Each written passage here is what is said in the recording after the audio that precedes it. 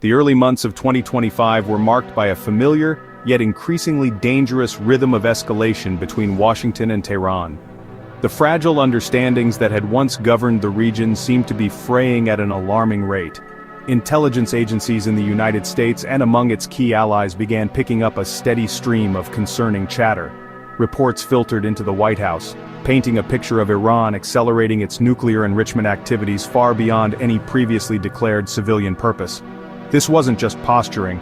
The data suggested a clear and deliberate push toward a critical threshold, a point of no return that previous administrations had long feared. The atmosphere in the Situation Room grew heavier with each new briefing. Tensions were not confined to clandestine nuclear facilities.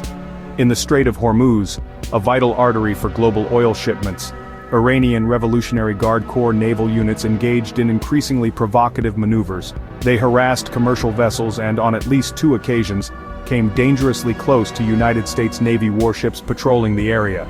These actions were seen by Pentagon officials not as random acts of aggression, but as a calculated strategy to test American resolve.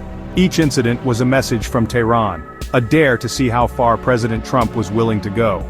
The rising drumbeat of conflict was becoming impossible for the international community to ignore, setting the stage for a high-stakes confrontation. Inside the West Wing, the mood was one of grim determination. President Trump, navigating his second term, had long projected an image of strength, but he was also known for his deep-seated aversion to new, open-ended military conflicts in the Middle East. He listened intently during daily intelligence briefings, his questions sharp and to the point. He wanted to know the certainty of the intelligence, the potential for collateral damage, and the likely responses from both Iran and global powers like Russia and China. This was not a decision to be made lightly, and the president was absorbing every piece of information, weighing the immense risks against what his advisors were framing as a catastrophic failure of deterrence. The international diplomatic channels, meanwhile, were operating at a fever pitch, though largely behind the scenes. European allies, particularly France and Germany, urged restraint and called for a return to negotiations. They feared that a military strike would not only ignite a wider regional war but also shatter any remaining hope for a diplomatic solution to the nuclear issue. However, their pleas were met with a growing sense of skepticism in Washington. From the perspective of the Trump administration, the time for talk was rapidly expiring. The intelligence was becoming too clear, and the window to act, they believed, was closing fast. The stage was being set for a decision that would reverberate across the globe. The final decision to authorize the strike was not made in a large, formal National Security Council meeting. Instead, it was forged within a tightly controlled inner circle, a testament to President Trump's preference for lean, decisive counsel and absolute secrecy. The key meetings took place in the secure confines of the Situation Room and, on one occasion, in the Oval Office itself, with access restricted to only a handful of his most trusted advisors. The core group included the Secretary of Defense, the National Security Advisor, the Chairman of the Joint Chiefs of Staff, and the Director of National Intelligence. This small assembly ensured that deliberations could be candid and, most importantly, contained, preventing any leaks that could compromise the operation or alert Iran. During these tense sessions, President Trump was presented with a range of options, each with its own set of risks and potential outcomes. The choices spanned from imposing even more crippling economic sanctions to launching a full-scale cyber attack aimed at disabling Iran's entire nuclear infrastructure. The most kinetic option was a targeted military strike. The chairman of the Joint Chiefs of Staff walked the president through detailed models of the proposed attack, using satellite imagery and three-dimensional renderings to illustrate how specific facilities could be destroyed while minimizing the risk to surrounding civilian populations. The president was reportedly pensive, listening more than he spoke, absorbing the gravity of what was being proposed. A pivotal moment occurred during a meeting in the second week of June. After reviewing the latest intelligence, which indicated that Iran was preparing to move key components to a new, heavily fortified underground site, the consensus in the room shifted. The National Security Advisor argued forcefully that the window of opportunity was about to slam shut. Waiting any longer, he contended, would make a future strike infinitely more difficult and costly, both in terms of military resources and potential lives lost.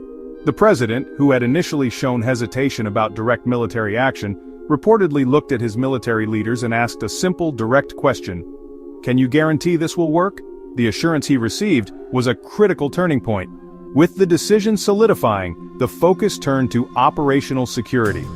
The president insisted on a complete communications blackout regarding the plan. Only those with a direct need to know were brought into the loop, and even many senior officials at the State Department and the Pentagon were kept unaware of the final decision until the hours just before the launch. This extreme level of secrecy was deemed essential. President Trump understood that any hint of an impending attack would not only allow Iran to bolster its defenses, but could also trigger a preemptive strike against United States forces or allies in the region. The fate of the mission and the stability of the Middle East hinged on maintaining the element of surprise. With the president's quiet approval, the mission, codenamed Operation Desert Mirage, moved from planning to preparation. The execution was entrusted to United States Central Command, which began discreetly moving assets into position. Long-range bombers were repositioned to bases in the region under the guise of routine training exercises. Naval strike groups, already on patrol in the Arabian Sea, were brought to a heightened state of readiness. Special operations forces were placed on standby, prepared for any number of contingencies, including potential search and rescue missions, or retaliatory strikes from Iranian proxies. The entire process was a masterpiece of logistical coordination, designed to project normalcy while preparing for extraordinary action. The technological aspect of the strike was paramount. The plan relied heavily on a combination of stealth aircraft, specifically the B-2 Spirit bombers, and advanced standoff munitions designed to penetrate hardened underground bunkers. The flight paths were meticulously plotted to avoid the most heavily defended Iranian airspace, using electronic warfare aircraft to jam enemy radar and create corridors of invisibility. The targets were not just the enrichment facilities themselves, but also the command and control nodes that connected them. The goal was surgical: to decapitate Iran's nuclear program, not to cripple the country or provoke a full-scale war. Every detail, down to the timing of each missile impact, was calculated for maximum effect and minimal escalation. In the final 24 hours, the circle of knowledge expanded ever so slightly. The president personally authorized the notification of a very short list of key international partners. The Prime Minister of the United Kingdom and the Prime Minister of Israel were among the first to be briefed, receiving secure calls just hours before the operation was set to commence. The calls were brief and to the point, informing them of the imminent United States action and the intelligence that necessitated it. This last-minute notification was a calculated risk, balancing the need for Allied awareness against the paramount requirement for secrecy. There would be no time for debate or discussion. It was a notification, not a consultation. As the designated hour approached, President Trump and his core national security team gathered once more in the Situation Room. The atmosphere was thick with tension as they monitored the progress of the mission in real time. On secure video feeds, they watched as the bombers reached their launch points and released their payloads. The room was silent as they awaited confirmation of the impacts. The first reports from the field were concise: targets hit, all aircraft returning to base. A wave of quiet relief passed through the room, but everyone present understood that this was not the end. It was the beginning of a new, uncertain, and potentially perilous chapter in the standoff with Iran. The immediate aftermath of Operation Desert Mirage was a whirlwind of international reaction and strategic repositioning. In the hours following the strike, the Pentagon released carefully selected satellite imagery showing the precision of the attacks and the extensive damage to Iran's key nuclear sites, including the Natanz and Fordow facilities. The message was clear: the United States had successfully degraded Iran's ability to produce weapons-grade nuclear material for the foreseeable future. The operation had been a technical success, setting back the Iranian program by years, according to initial battle damage assessments. United States military forces across the Middle East remained on their highest alert, bracing for the inevitable response from a wounded and infuriated Tehran. The global response was, predictably, fractured. Close United States allies, including Israel and several Gulf Arab states, issued statements of quiet support, framing the strike as a necessary defensive measure to prevent a nuclear-armed Iran. Conversely, European capitals expressed grave concern, publicly condemning the unilateral action and warning of a dangerous spiral of escalation. They lamented the collapse of the diplomatic track and called for immediate de-escalation from both sides. Russia and China issued swift and harsh condemnations, accusing the United States of reckless aggression and a blatant violation of international law.